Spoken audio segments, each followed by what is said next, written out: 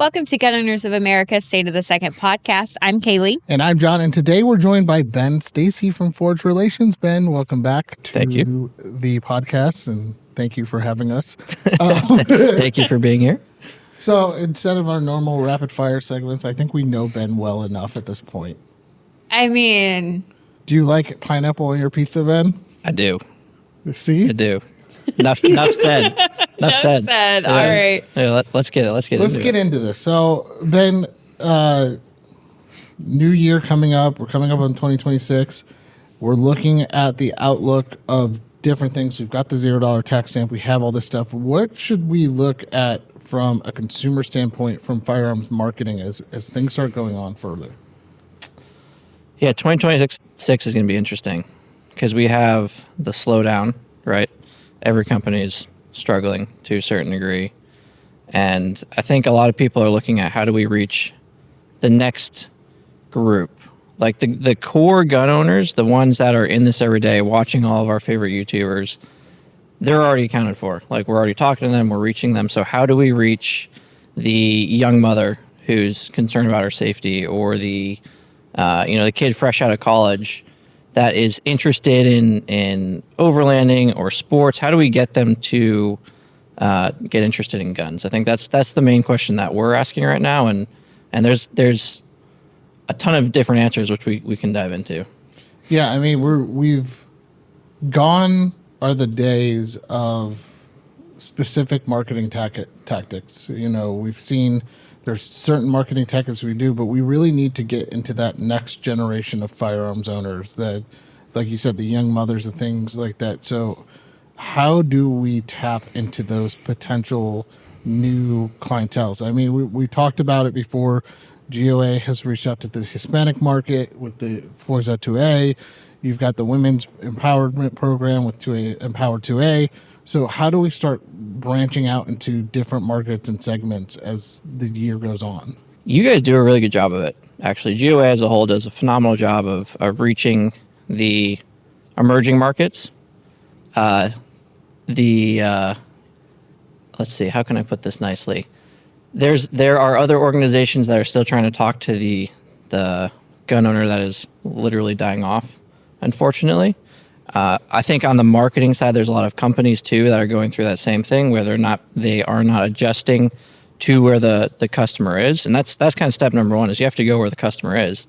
I mean, they're watching TikTok videos, they're on YouTube, they are people that own guns, but they're not gun people. Well, that gets into a great topic that I like to talk about a lot. Is from the three of us in this room, we are what would be called gun people. We own more than one gun. When you have to look at it from the perspective of the average gun owner, and the average gun owner to me is somebody who has a pistol for home or self-defense or concealed carry, a rifle for either hunting or home defense, or a shotgun for the same reason. It's 1 to 3 guns. It's the average gun owner.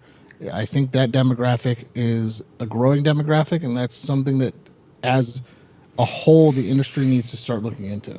Yeah, and I would say it's even those that are considering or don't even realize that they should carry yet, right? Like, let's boil it down to a young mother, right? Like, I have a toddler, so this one's close to home, where she's thinking about growing the family. When I'm at work, how can she protect herself? We're lucky because she's very aware of what we do in the world we live in. So she's had a lot of special access to these things. But what other mothers are doing is they're going to where they consume content, which is right now TikTok. Like, TikTok is huge. That's when we try to really hammer home for companies, forgetting all the policy and political side of all that. The fact is that this next generation of consumers is on that platform. And I can guarantee you a lot of the people listening are absorbing TikTok content because they have nailed the algorithm. They feed you exactly what you want to see, and they'll keep feeding it to you, and to end up in some very weird rabbit holes, which I know we've all been there. But from the it starts out with, it's a weird one because I'm speaking to the women here, right? This is not my world, but like outfit of the day videos, OOTD. You know, you see all those young women doing, here's what I'm wearing, and now there's this entire new kind of market showing up where they're doing those videos, but now they're concealed carrying. How can I conceal carry an address? Or this is the XYZ bag that I'm using to be able to carry. Or, even forget firearms for a second, just like self-awareness when you're putting your kid in your car seat, how to block your door from easy access with your stroller or with your carts when you're putting your kid in the car. It's a lot of those things where they're beginning to have a mindset shift. It's not so much that they are thinking about, I'm going to go out and train and I'm going to be, the next Travis Haley or something. It's more of the world that they're becoming aware of, the world that we live in, especially with what has happened in the past few months. I think a lot of us, the younger generation, has realized that it's not all rainbows and unicorns. So they're beginning to do their own research and figuring out what they need to be doing. Yeah, I think a lot of it boils down to personal responsibility meeting practical application. Yeah. Speaking to the female side of things, where we are at in 2026 as far as welcoming women is significantly better than even when I started in the Second Amendment community. We have not arrived in any way, shape, form, or fashion. But I think as we see more people really looking at their surroundings, looking at the temperature of politics, and especially as a mom with young kids, knowing that I will do anything by any means necessary to protect my kids, you look at things differently. Yeah. And it's a good thing, and it's a good mental exercise. It can get a little dark if you always, stay in that, thought pattern of, what's going to happen next. I'm not saying that you should run every scenario ever exist in your brain. But I think there are a lot of moms out there that, want to get classes in conceal carry, see the different types of ways to conceal carry. They want to get the Stop the Bleed training. They want their kids to have access to firearm safety classes. And I think there's a major shift happening where we are now to a point where empowerment is not just a buzzword or something that people say. It is a reality that is happening day to day with thousands, if not millions, of women across the country who don't want to be a victim. They want to be a victor, and that's a fundamental shift that I think we're starting to see, and I hope that momentum continues. And it starts with mindset, right? Like I think that's probably the biggest change that we've seen recently, is that we're beginning to think about this because of the situations that we're finding ourselves in, just as a society. Unfortunately, you have to be thinking about your surroundings, which is what you should always be doing, right? But because of recent events, that has been put front and center to all of us on what they should be doing. And I would say it probably doesn't start with guns, right? Like, firearms are still just a tool. It's just a piece to the puzzle. You mentioned like Stop the Bleed. Like, you're 10 times more likely, I don't know the real statistic, but you're significantly more likely to come across a car accident where you need to learn how to pack someone's wound or put a tourniquet on them or something like that, right? So we're seeing that across the board as a community is people are looking for that information. And it's not even left or right, it's how can I make sure that I'm still around for my kids? And like, now we're getting into a whole conversation about health. You have this entire shift happening in the world right now, which is very much a good thing. And I think firearms companies need to focus less on just trying to sell the gun and more about how they can educate the consumer to how that gun they're selling or whatever product it is fits into this lifestyle that they're trying to create. No, I think you're absolutely right. And it's a whole shift in mentality where you previously a lot of people were thinking, and we started seeing this during the pandemic, and you're taking your personal responsibility into your own hands, and the culture shift and the mind shift now of, well, I need to be my own first responder comes very, and with the companies out there and things like that, we're seeing some of them take advantage of that shift and really build out a marketing plan where it comes to talking about the lifestyle and the change of mindset and how to do it.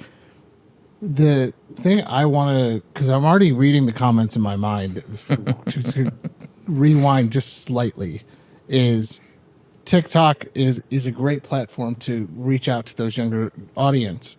What advice would you give out to people? Because we're looking at a platform and people are going to comment away. So I know you're saying this right now. TikTok is so anti-gun and this and that.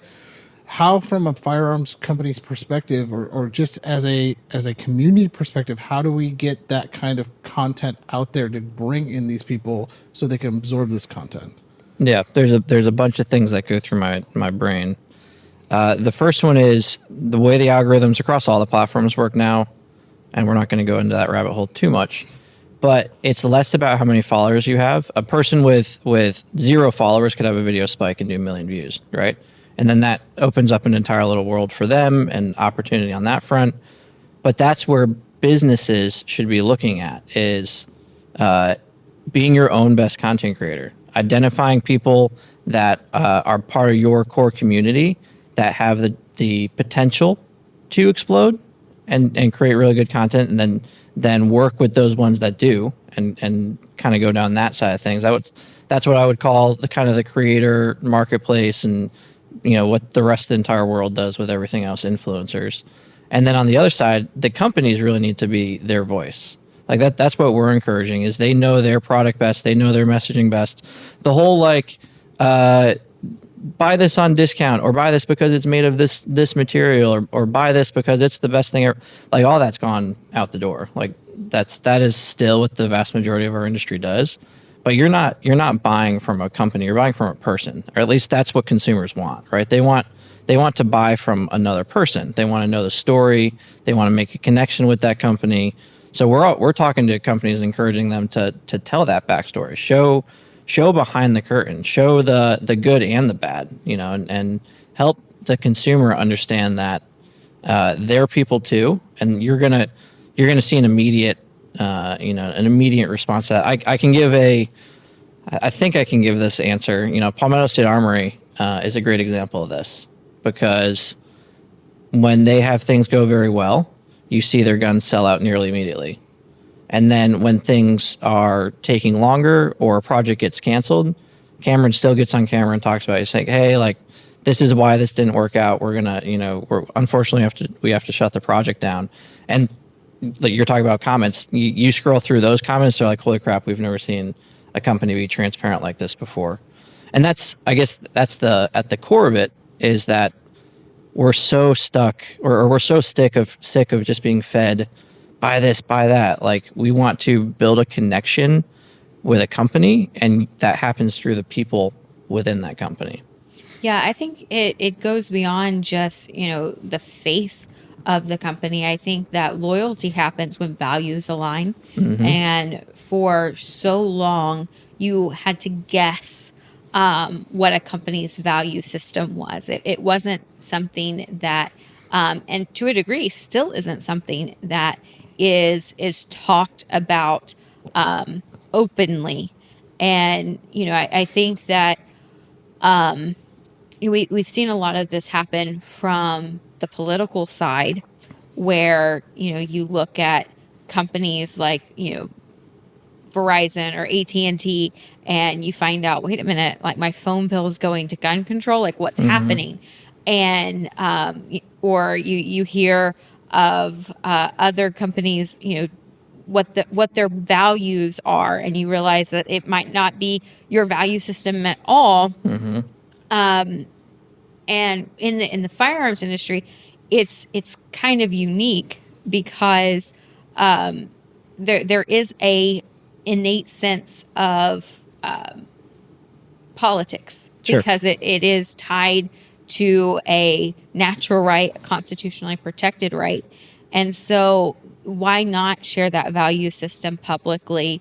And I think that's where a lot of the loyalty lies when people fundamentally jive with the brand as a whole. And I think that's how a lot of brands have turned from just a manufacturer to a lifestyle brand, to having those loyal customers that will go around even wearing the T-shirt, proudly and boldly proclaiming like this is what I purchase. Yeah.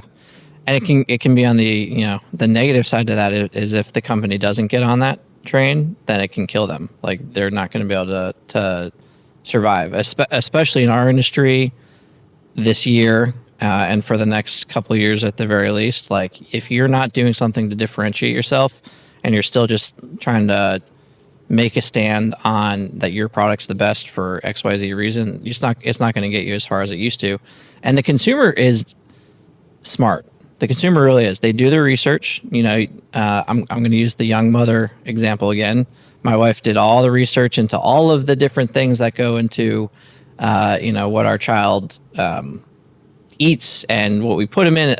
All of the things, right? Like, and I just kind of absorb that information from her, and it's been a learning experience. But it's the same. It's the same thing with this. Like with firearms, and anything within this space, medical, etc. It's an investment no matter what, right? Most of the stuff being sold is not cheap. So people want to do their research, and how they're consuming that information has evolved. I mean, we're talking about it, like all these social platforms and whatnot. And you want to make sure that the message that you're putting out is one that connects with your target customer. You want to find the consumers that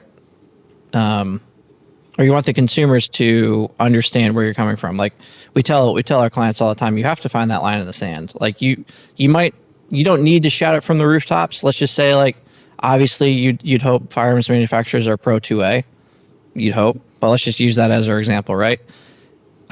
You have to find a line in the sand, because if the customer doesn't associate with that, they're probably not going to buy anyways.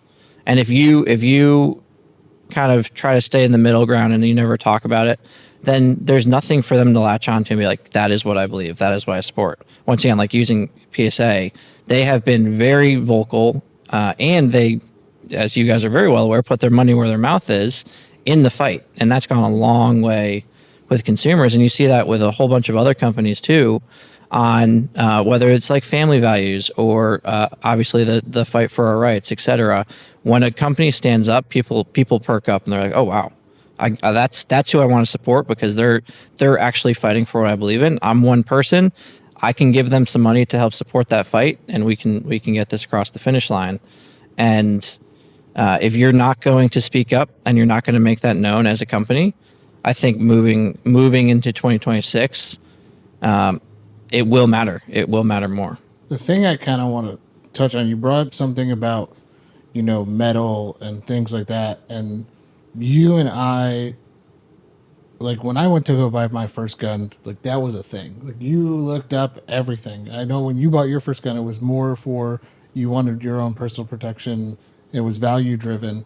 Where do you find to reach these new audiences and things like that? You've got to find this combination of value driven, but the information that the consumer is looking for, because not a lot of people care about, is it a melanite coated slide with nitrided barrel and cold hammer forge everything. I'm not going to die on that hill today.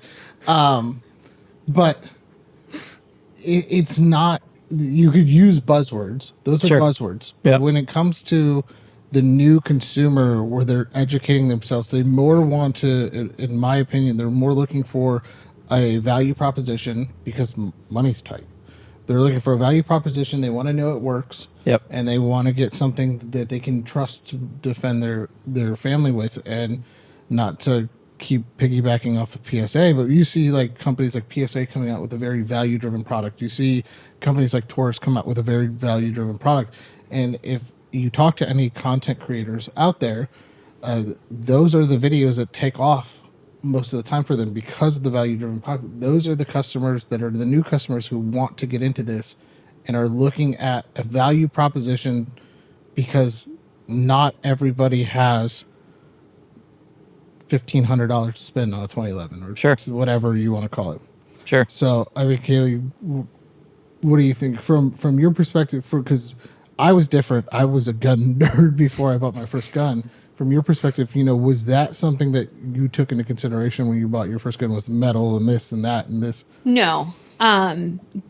I don't know how many people buy their first gun in quite the position that I was in, though. I lived in a very, for East Tennessee, what would be considered like high crime area right off of the university. There was an incident at the apartment complex that I lived in. Took a good hard look in the mirror, realized I'm a whole 5 foot nothing, weighed at the time maybe 110 pounds, and was like, I don't like my odds in any of this situation. And so I was broke, a college student, and needed protection. And so I got a clearance gun because it was the only line item that was necessary outside of price was that it could shoot, and if it hit those two boxes, we were good. So I don't know how many people are in that position. Hopefully, not many. Hopefully, if you are in that position, you are able to purchase something. But I do think that there is an emotional response that we have to take into account here that I don't think is talked about often enough with what are the new gun owners, because that's really what this episode is about. Like, who are the new gun owners and how is this going to encourage more people to get into the Second Amendment community? And what I think we first have to look at is, well, what are firearms mostly purchased for? And most of the time it's self-defense, home defense. It's a way to protect your family. And so, well, why is that important? And it's because we have intrinsic value. We know that, we should be able to defend ourselves. We understand as parents that we should be able to defend our family. We will do anything to defend our family. And that is, for most people, the why. Mm-hmm. We spend so much time, and I'm not saying like us in this room, I'm just saying like us as a generalized community. We spend so much time thinking of, what's going to be the next best product, what's going to be the next biggest thing on the horizon. And sometimes we miss the fundamentals. And it's crazy for us, of all people, to miss the fundamentals because we're the ones that are preaching, always go back to the fundamentals. But why do people feel compelled to purchase a firearm? Why do we believe that we have the right to defend ourselves? Why do we go get training? Why do we spend money once we get the first gun on a better gun the next time, and better optics and a better holster? And we all have the graveyard box of holsters because we've kept upgrading. And it all goes back to the fundamental question of why. Mm. Well, and that to me is the piece that it needs to be addressed. It needs to be it needs to be revisited often, because we're in a very interesting time as a country, but we're also in a very interesting time as a 2A community where we are seeing a new group of people come in, whether that is college students graduating and going out on their own and leaving the nest, so to speak, or whether that is moms or just somebody who feels unsafe in their environment. So while we're getting these new gun owners, we're also losing a lot of people that would normally be getting into hunting. We're losing the generational, hunters. And so if those two things are happening simultaneously, what is the underlying reasons behind those things? What is the motivating factor for the individual?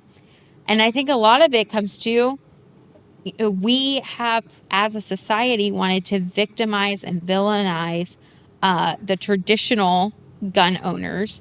Oh, they're old white men, or oh, they're those gun crazy people, or oh, they are oh, they're LARPing, or whatever the discount phrase is to reject an entire group of Americans, when in reality, their husbands, their fathers, their mothers, their daughters, their brothers and sisters, they're normal, everyday Americans, but we want to treat them like a different class for often political reasons. And so, sorry, I went way too long, but See, I think you discredit your own situation. I feel like that is something that is experienced by a lot of people who want to get into concealed carry, not just because it's an unsafe environment, but they feel that there's something they need to do to take their own self-protection in their own hands.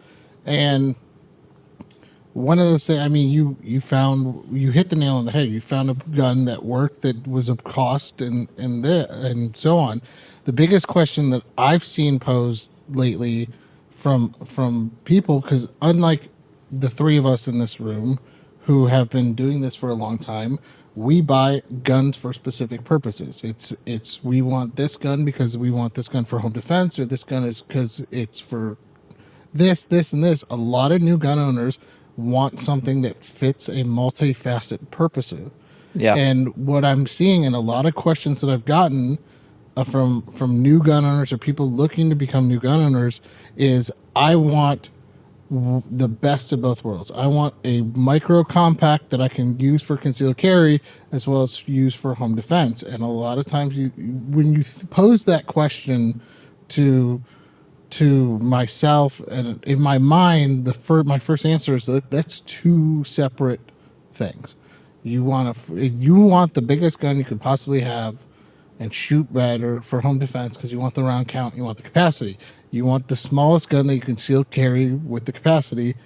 They're two separate entities, but now they can't be treated as two separate entities, because there's a lot of people who are getting into this and want something because of their budget, because of their restraints. They want something that's multifaceted, and to go on to that, I mean, that's the same idea goes back to the hunters and the traditional hunters. There are people who want to get into hunting, but also want something for home protection. You look at a shotgun or an AR-15 or something around that, and the traditional, what we would deem the traditional gun owner, the old white man, or what a lot of people would call the traditional gun owner, I think is no more. We're looking at a lot of new generation coming in that does not looks at a gun as I say, a gun as a tool, but looks at it as like, I need one tool that can do all. Yeah. And while us here go, I want multi-tool, I want a drill and a hammer, and I want an impact driver in this. They want something that does it all. Yeah. I mean, I think both of you guys just hit on the crux of the community, and from a marketing perspective, all the above, right? From hunting to concealed carry to all the guns in the world to one gun in the world. It's that as a community, for the most part, we're completely missing the mark when it comes from a marketing perspective on how to reach these people, which is we truly don't understand where they're coming from, right? If we're trying to fit this entire new demographic into one box, that's just not how it is anymore. Like, everything's so diverse, and that's for the entire world these days, yeah, so the 2A community is not monolithic. yeah, we need to be aware of that. Companies need to be more aware of that, of the needs of each of these people are gonna differ. So how do I market and message to them rather than just pretending, like probably the worst assumption you can make, and we all do this, is that they're right winged, they're Christian, they believe all the same things that I believe. When nowadays that's really not the case, right? And kind of to your point, we naturally shoot ourselves in the foot. We all love to make fun of LARPing and the old white bearded guy that wears 5'11". We all do that.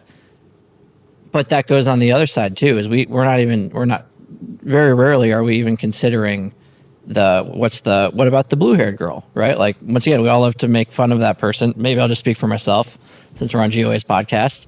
But we all have our preconceived opinions.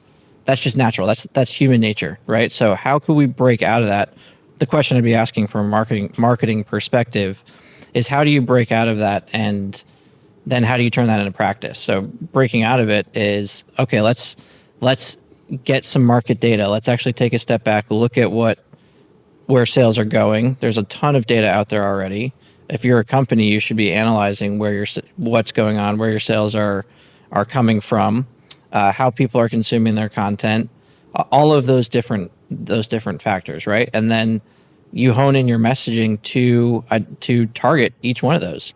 In the marketing side of things, we call it a persona, but it's really just the customer, right? Like if we'll go back to that mother, right? If you have a young mother, she's watching like cooking channels or baking channels or whatever women do. I'm sorry, guys. That's a very different approach from the guy that is watching something on NASCAR or whatever else in that side of things, or going out and doing bow hunting or whatever it might be, right? We have to look at those audiences completely different. And I think we're getting better at it. But historically, like, we've leaned on that as an industry. Historically, we've leaned on that messaging of, like you said, it's made of this metal. It has this many rounds. It shoots this way, like the bullet goes this fast. Like, that's all fine and dandy. I think they will get there if they choose to go that far, if the consumer wants to dive that deep into the information. But more when they're first being introduced to this space, how you present the same information needs to be presented in dozens of different ways. Well, I think if I could give any advice to any company out there, because I'm going to address the companies at this part. I think as the further of away, and a lot of people who are at companies have started at a gun counter at one point, some point in their career, maybe. The further away you get from the gun counter, the more disconnected you become with the new audience, and the audience that you're listening to is the ones that are in your comment section. The ones that are in your comment section are the gun people, and they're the loudest. They're the loudest. Yep. If I could encourage anything, and that goes to any company, spend a week behind the counter at a gun store and see the different demographics that come in, and see the different people, and listen to what is being talked about, because the gun store, as we say, the brick and mortar, is the lifeblood of this industry. Without them, we can't do what we do. Yep. As an industry. Listen to things, because the people who are on the internet, and sorry, people on the internet, we love you, but the people who are the loudest on the internet are the people who want the new fast, tactical, cool, fast thing. The people who are the average human or gun person, or the average person coming into the gun store, they have totally different aspirations and needs compared to those who are on the internet. And they've potentially only even heard of Ruger and XYZ, other big gun company here. They've only ever heard of the NRA. They're still that's what I see as the core of gun owners, and it's the vast majority. It's the vast majority. Like, our little world that we live in is awesome. I love it, but it's so small compared to the amount of Americans that are out there that just want to protect themselves. Like, and there's a scale. Like, when you first get into guns, you're probably not going to care about policy or politics, right? As you get more and more involved, You're going to want to get more involved on the policy side, or you're going to want to just deck out your pistol in the latest and greatest red dot or whatever it might be.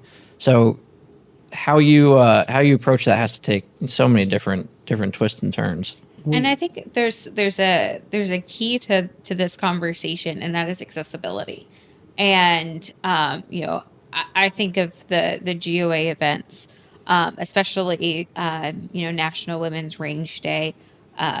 When we do events within the Women's Coalition, Empowered 2A, so many of the people that attend the events have never shot a gun before, and they're gun curious, and they're looking for something where they can go in a safe environment and ask questions and experience the product. Goals is another opportunity, although it's definitely not a range day, so don't come looking for that. Please there. don't. You can find your next gun there, though. It is great. But the exhibition hall floor where they're able to talk and connect with the companies and see the different product offerings, because the other thing is, not everyone has access to a really great gun store that has a ton of inventory. Yeah. Most people don't. And so, being accessible at events like Goals, and obviously, like we have a biased take on that. It's our event, right? But having those opportunities to connect with consumers at different points in their firearm ownership journey is so important, because you don't know what area of the country they're from, what kind of access they have to inventory at their local counter, and it may be a missed opportunity to get real genuine feedback from people that have been shooting since they were 5 years old, or just purchased their first gun last week, or just gun curious and being taken to the show by a friend who's like, why don't you come with me? Like, you're curious about this. This would be a great opportunity. And kudos to that friend for taking them along for the ride, because that's how we grow the community. But access to those sorts of interactions is incredibly valuable, to take it from a nameplate brand into seeing real people who are passionate about their product, having that face-to-face interaction. Yeah. A couple of things. I had a conversation with a company, I won't mention who talked about how that was so valuable at Goals this past year, about how they had invested money into events, and Goals was one of the first ones where they actually doubled down on that. And it revitalized what they're going to do. It completely shifted what their plan is, because they were getting that immediate feedback.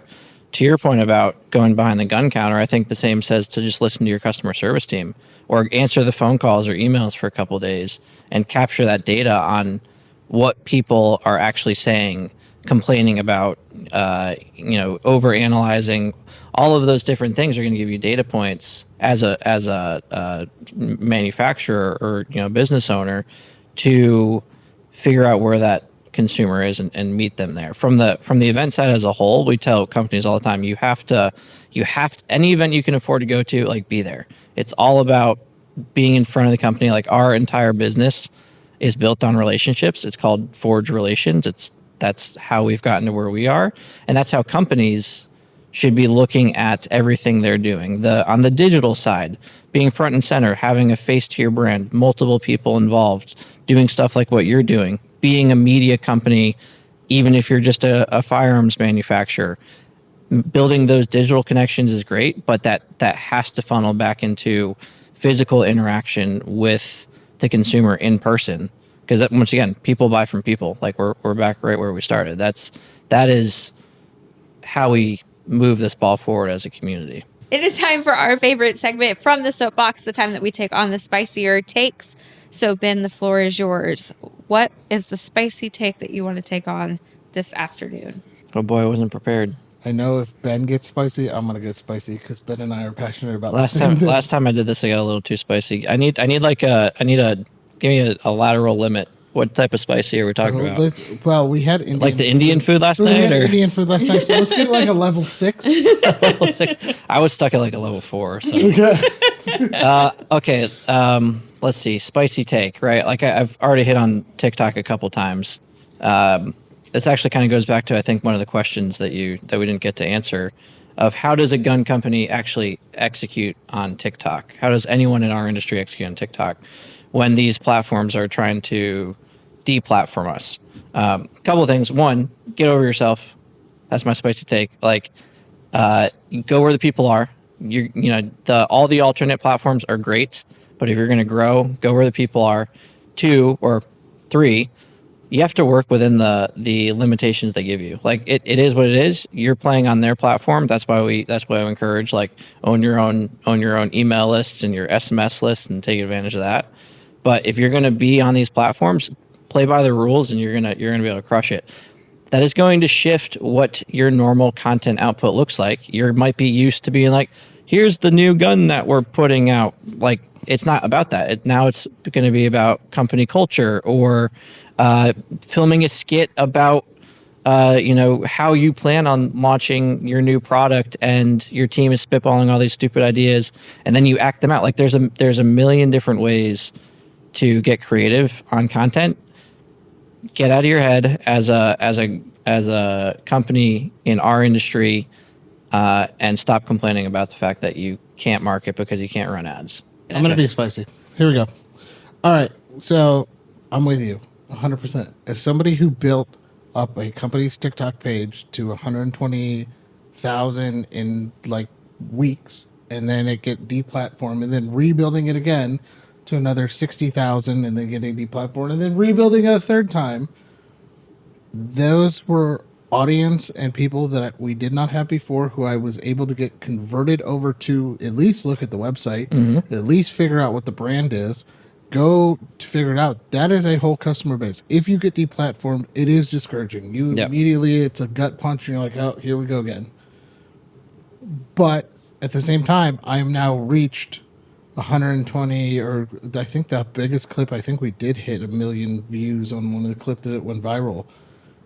It produced sales from our perspective. We produced sales from that. Yep. And now I have their email information and everything like that. And by building up, I mean, it is discouraging. You get hurt, but try. The thing with our industry is we like to stay within our little pretty box, because it's a pretty box. We wrapped it nice. We put a little bow on top. It's a pretty box. This is the box we need to be in. Get outside the box. Sometimes it's ugly outside the box. You get deplatformed. But if you get outside the box and try things and go and do things might not work. But if you try them and you go, okay, well, I'm going to give this a month of doing this short form content, or I do this or that or this. Yep. If it doesn't work, it doesn't work. Marketing is all about experimenting. Yeah. Sorry to cut you off, but that's what it is. It boils down to experimenting and being comfortable with failure, whether that's the platform taking you down or the post doing terrible. The metrics of how this post did to this one, all that's irrelevant nowadays. You want to focus on building a community, and that will grow with time. The days of every single video hitting hundreds of thousands of views is not a thing. One might do 10,000, the next one might do 1 million. And you have to be comfortable with that. It's very hard when you have to bring that to leadership that doesn't quite understand marketing on, like, hey, this is working, even if the numbers don't technically show it. Like, trust me, it's very hard to continue to stay motivated day in and day out. But it's consistent. At the end of the day, it's staying consistent with it and continuing to do something. Don't just give up on a platform because you didn't see results right away. Well, I think the biggest thing that any advice I could give anybody, and before Kailey reaches over and smacks me, any advice I could give anybody is have real expectations. Real expectations in my mind, and you can tell me if I'm right. Real expectations should be a 10% conversion. If you've got 50,000 people, 500 should be viewing your content. It's a real expectation should be about a 10% conversion of the content. You can Yeah, I mean, yes, that's a safe like starting point. I would say it's Yeah. like it's more of a guide now, or more of a baseline now than law. It used to be. Yeah. It used to be law for sure. Well, it's hard because you're like it should in the mind of a lot of people, and if you're doing YouTube or anything like that, because we always encourage people to get out there and talk and voice and be your voice. It can be discouraging because you're like, I have 50,000 subscribers, I got 500 views on this. Yeah. You have to have expectations that not everything is going to go viral, not everything is going to be a And that's goal. okay. It's okay. Yeah, because your core. And listen, now we're talking about like on the creator side. If you want to build a community, you can be very successful with smaller platforms. You don't need to be the million channel subscriber channel to be successful and to turn this into a full-time job. The last thing I'd like to leave it with this. This shouldn't be spicy, but I think maybe it can be for some companies. Is the more you try to sell your product, the less of your product you will sell. Gone are the days where you can send out something and be like, buy it now. Well, everything's buy it now. Everything's on sale. Yep. The days of your consumers are more educated, and the consumers who are out there can comment away. Please comment away. But the days of marking up your product to say $300, but it's on sale for $299. Well, that's a bad example, but you get what I'm saying. Oh, I saved a penny. Woo! But you know what I'm saying. They don't even make pennies anymore. I know, dude. But the gone of the day is going like, oh, I'm $429 on sale for $259. Okay, that's the norm.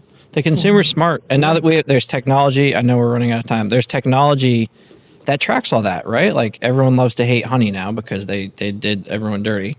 But there's so many different apps where you can see what something used to cost on Amazon and what it costs now. And like at the time of filming, we're right before Black Friday. That's exactly what's happening.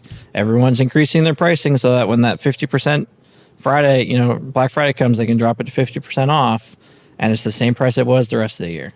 People catch on to that now. So build a brand, connect with people, be genuine, draw a line in the stand for something.